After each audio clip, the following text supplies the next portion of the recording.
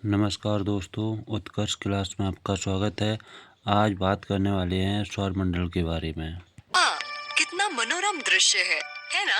उन सभी चमकीले बिंदुओं को चमकते हुए देखे। क्या आप कोई आकृति बनाने के लिए इन बिंदुओं को जोड़ सकते हैं?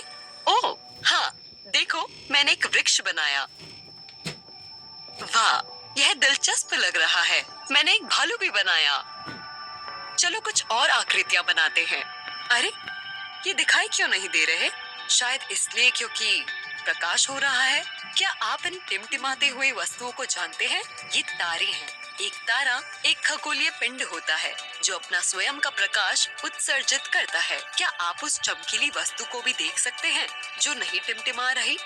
हाँ, वह शुक्र ग्रह है। ग्रह और अन्य खगोलीय पिंड रात में आकाश में दिखाई देते हैं, लेकिन एक विशेष पिंड अपने आकार और प्रकाश के कारण सबसे अलग दिखाई देता है। हम सभी जानते हैं कि यह चंद्रमा है। क्या चंद्रमा सारी रात एक जैसा दिखाई देता है? नहीं, ऐसा नहीं है। किसी रात को चंद्रमा बड़ा और गोल हो सकता है, जबकि अन्य रातों में उसका आकार भिन्न दिखाई देता है। कुछ रातों में चंद्रमा आकाश में बिल्कुल भी दिखाई नहीं देता। आखिर ये कैसे होता है? हम जानते हैं कि चंद्रमा पृथ्वी का एकमात्र प्राकृतिक उपग्रह है, क्योंकि यह इसके चारों ओर चक्कर लगाता है। चंद्रमा के पास स्वयं का प्रकाश नहीं होता, बल्कि यह सूर्य से प्राप्त प्रकाश को परावर्तित करता है। सूर्य के सापेक्ष अपनी स्थिति में परिवर्तन के कारण चंद्रमा का अपना आकार बदलता हुआ प्रतीत होता है। हम एक समय में हम चंद्रमा का एक ही भाग देखते हैं।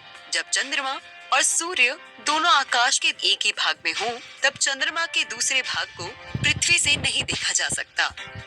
चंद्रमा का वह भाग जो सूर्य द्वारा प्रकाशित होता है, पृथ्वी से नहीं देखा जा सकता। हालांकि चंद्रमा का वह भाग जो पृथ्वी से देखा जा सकता है, वह पूरी तरह से काला होता है। इसीलिए चंद्रमा पृथ्वी से दिखाई नहीं देता और इस चंद्रमा को अमावस्या का चांद कहते हैं। जैसे जैसे चंद्रमा पृथ्वी की परिक्रमा करता है, वैसे वैसे चंद्रमा का प्रकाशित भाग पृथ्वी से दिखाई देने लगता है। ऐसा लगता है कि चंद्रमा आकार में बढ़ रहा है। इस अवस्था को वर्धमान अर्धचंद्र कहा जाता है। तब पृथ्वी से ठीक आधा चंद्रमा दिखाई देता है। इस स्थिति को पहली तिमाही कहते हैं।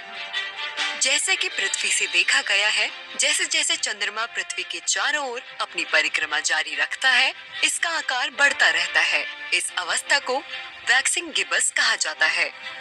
अंत में 15वें दिन चंद्रमा गोल और बड़ा दिखाई देता है। इस चंद्रमा को पूर्णिमा कहा जाता है। 15वें दिन के बाद चंद्रमा का आकार घटने लगता है। इस कला को वेनिंग गिबस कहा जाता है।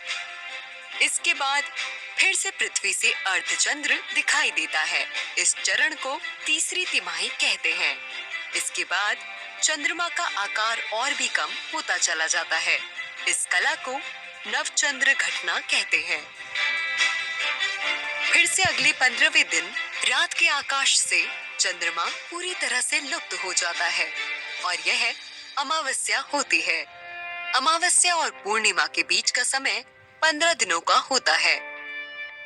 चंद्रमा के इस पूरे चक्र में 29.5 दिन लगते हैं। जैसे चक्र में 29.5 दिन लगते हैं। जैसे कि पृथ्वी से देखा जाता है, चंद्रमा के इन विभिन्न आकारों को चंद्रमा की कलाएं कहा जाता है। इसकी ये कलाएं पृथ्वी, चंद्रमा और सूर्य की आपेक्षिक स्थिति के कारण बनती है। हम कलाओं को चंद्रमा के विभिन्न आकार के रूप में देखते हैं। Thanks for watching. चैनल को सब्सक्राइब करना ना भूलें।